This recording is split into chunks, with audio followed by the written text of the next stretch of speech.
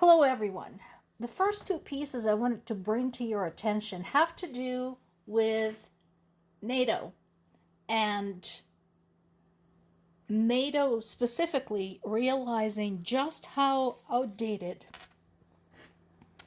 their military strategies and weapons are in light of what we have seen in Ukraine.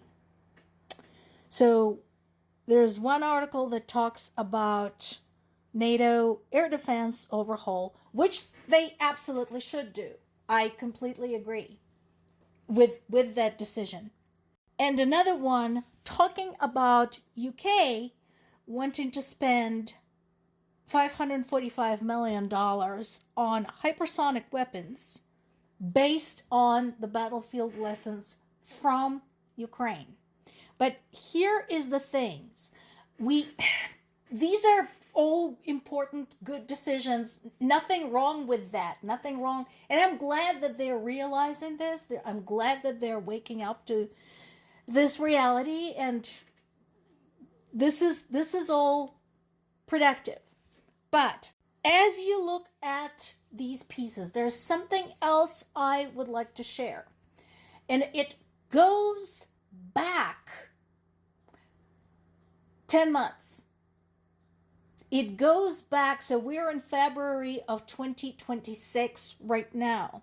This goes back to May of 2025. So what happened in May of 2025 was that Ukraine and its NATO allies participated in a military training exercise together. The purpose was to see what can be learned from the experience offered by Ukrainians. Good idea, yeah?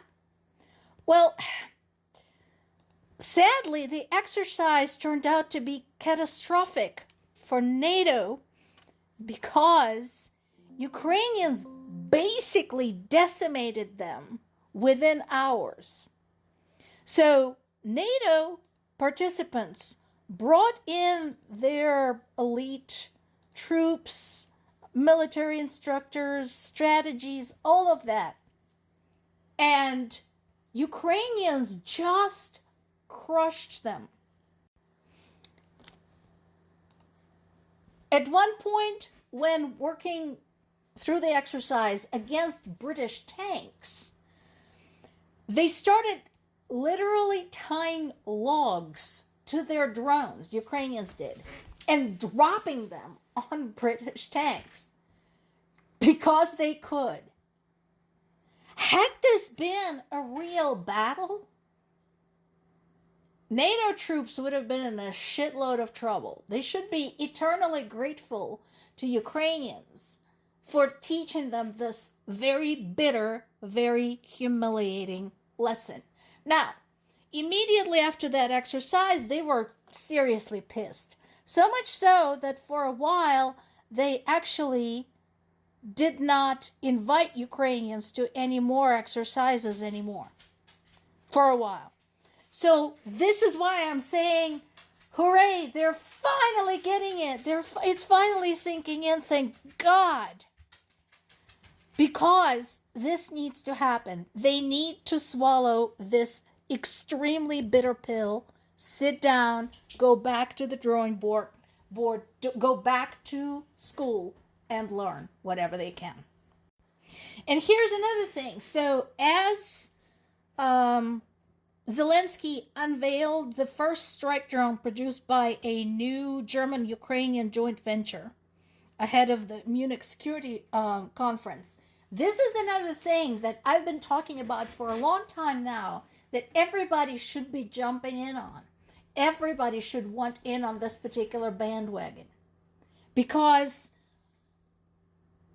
what this means is that these drones are already designed, and as Zelensky said, they're already battle tested. The only difference now is that there is an opportunity to produce them, to assemble them in better conditions with better equipment. This reminds me, do you remember that famous line in the first Iron Man movie? Tony Stark did this in a cave. Ukrainians put together their fleet of drones with nothing. They started with nothing. So now that they have something to work with, everybody should be paying attention. Right on cue, something else important. So, remember I told you that the whole Russian attempt to bully or trick Ukrainians into helping them out with the Starlink terminals was going to eventually turn out badly? Called it. So, Ukrainians looked at that and said, you know what, we should probably take advantage of this. And they did. They used a trick. They fooled Russian soldiers into thinking that somebody had agreed to betray Ukraine and to register these things for them. As part of the so-called registration process, they required Russian military to give their location information, their ID information. You see where this is going. They wanted Starlink link up. Boy howdy, they got it. In addition, Ukraine continues taking out some of Russia's most expensive military toys. In this particular case, a $100 million Russian Neboyu radar system in Crimea. What is that? It is a strategic early warning radar designed to detect aerodynamic and ballistic targets at long distances. This is part of Russia's air defense architecture. Well, not anymore. Now it's just a pile of garbage. The last piece I want to recommend to you is this one. This too is on Kyiv Independent website, called Regarding the Torture of Ukrainians. I've brought up this subject many times, and again, this is close to home for my family because we have a family member who is a POW in Russian custody and has been for over a year. And one of the things